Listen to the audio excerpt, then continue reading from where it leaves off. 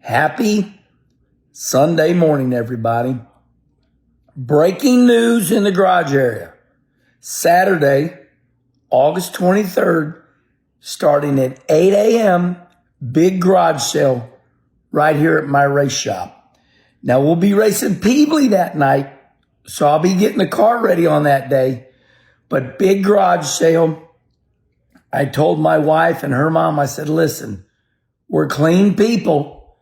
And then Dee said to me, but it's getting cluttered around here, isn't it? I said, yes. And I said, I've been giving you guys years, but you just won't get rid of your stuff. They go to that damn casino and they win a fake knife or, liquor. Or they need to sell some of that liquor up there. My God, we got so much liquor. That's what happens. They goat rope you and they come into that casino. Hey, come on down here, spend $1,000. We'll give you an electric knife.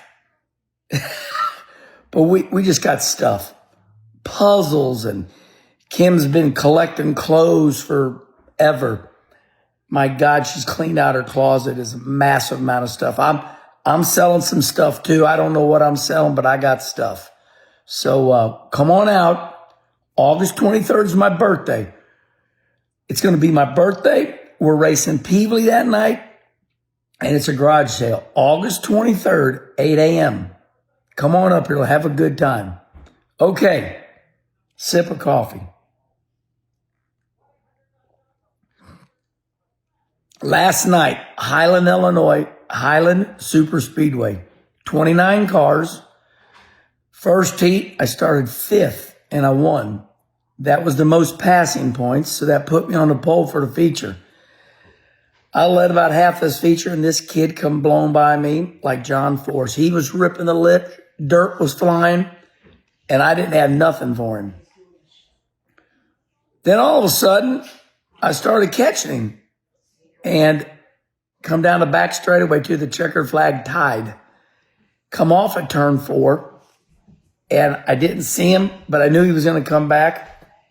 And the timing monitor says I lost by 0.10, a tenth, I guess, or a foot. So I run second last night in Highland, Illinois. Really, really good run. I still think of Earnhardt. As soon as I go, darn it, I think of Earnhardt. I was, 1991? That Cox Treaty lumber car. I was bitching. When you run good, you go, I run second. When you run good, you start acting stupid. You're like, I run second. Dale Earnhardt Sr. straightened me out. He looked me right in the face. He says, boy, you're racing really good. You take those seconds. It's not called winning. I'm not that good. So we run good last night. I think of Earnhardt a lot, because he taught me a lot of things, a lot of ways to justify. So, however, I think that's about my seventh second place finish. So, okay. Man, oh man, we got a lot of news in the garage area. First of all, the Knoxville Nationals, Knoxville, Iowa, the Knoxville Nationals, the granddaddy of them all, the biggest, basically World of Outlaws sprint car race there is in the world. Not the United States, but the world. And this baby pays like $190,000 to win. Probably the greatest payoff in motorsports history I've ever seen. $15,000 to start. Ryan Timms, 18 years old. Youngest driver since 1964. Now, this Knoxville Nationals, it's always been historical, but now I see the verbiage they're using is like Indy 500 verbiage.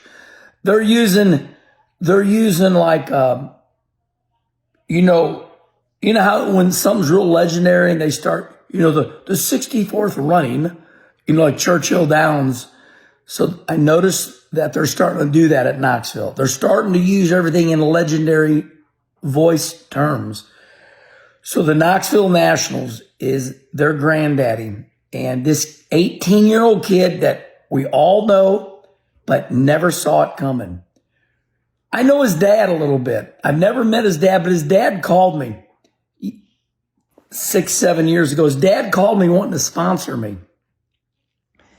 But I knew they was sponsoring Joe Duvall, so I called Duvall up, and I didn't want Duvall to be mad at me. But anyway, it never went down. But his dad owns WFX trucking company, Randy Timms. But I'm really happy for him. Everybody's sharing their stories right now because the owner of Ryan Timms' car, they were starting on the pole. Well, listen to this. The last 3 Knoxville Nationals winner have come from the pole. Now, if I was to be a dick, I'd say it was the most boring race I've ever watched in my life. But because we all love World of Outlaw and sprint car racing, he won by a straightaway. It was no race whatsoever. But it's a historical race, so I'm going to let y'all get away with it. He put an ass whipping on him. And for that, you got to appreciate. And I do. Gravel, and this is really good. So gravel comes from like 21st to 3rd. Rico Abreu runs 2nd. Well, you want to know how I know all this? Well, I was up till 2 in the morning scrolling Facebook. So anyway, congratulations to Ryan Timms on the big win. Rico Abreu on 2nd. And I'll tell you one thing that's going good right now with World of Outlaw is the fans. It's a snowball effect. He's another Bush brother. David Gravel, he didn't see it coming. David Gravel did not see it coming. This whole deal started with him and Kyle Larson going at it about a month ago at Eldora. And all of a sudden the fans said, oh, you're whining, you're crying. Because those guys are, not sprint cars, but more so midgets. They throw dirty sliders on each other. They just go the at it, boy. There you go. You did the whole damn Coffee with Kenny without cussing, and you had to say it, didn't you? Okay, respond right here with everything you feel about the Knoxville Nationals. I think it's a wonderful event. And by the way, Ryan Timms' car owner was questioned before the race. He goes, well, you're starting on the pole. The last 2 Knoxville races have been won from the pole. And the owner looked at the guy and said, we're going to shock the nation. Ryan's going to win this race. We're going to do it. And they did it. They did it. So like Babe Ruth, the owner, congratulations to the owner. I don't know any of those guys, but I've never met Ryan Timms, but David Gravel, keep it up, buddy. World of Outlaw needs to pay you show-up money because now they're coming to see you. Hey, how about Slam and Sammy?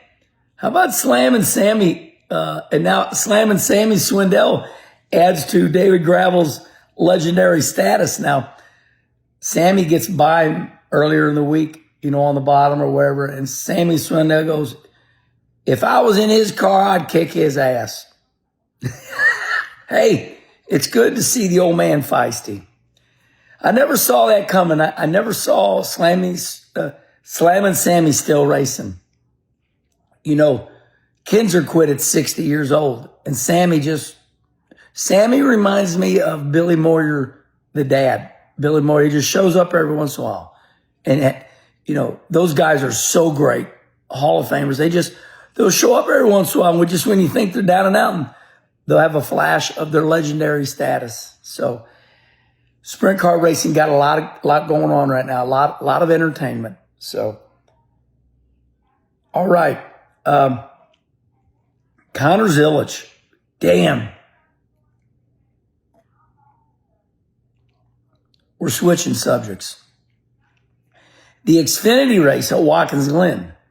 Connor Zilisch wins 4 out of 5 of the last 5 races. Kid's a phenomenon. Crowd's on feet. He goes to victory lane. By the way, he wrecked his teammate, SVG. God, he was fast. Connor Zilisch, every time he looked up, he had a 5-6 second lead. So Connor wins the race and goes to victory lane, goes to stand on top.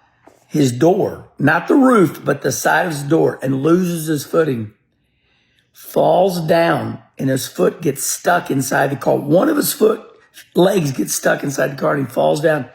And like a sledgehammer, his head smashes into the ground, knocks him out or whatever. So it was a tough looking scene. My heart hurt for Connor. My heart hurt for Connor Zilisch. But they take him off in the ambulance, or as Dale Sr. would say, or some of you down south say, they took him off in the ambulance. If you get a really good country person down south, they don't use the U. You know, ambulance, there's a U in that. But I guess you could say, unbelievable. Yeah, if you spell the word unbelievable, it starts with a U. Unbelievable. Ambulance. So I guess you could say ambulance.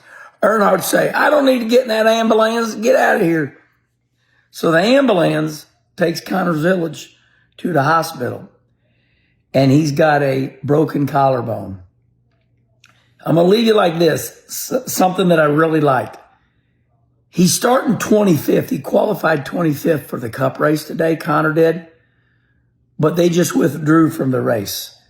It was very fresh to go, oh, we got to put somebody in it because we got a sponsor.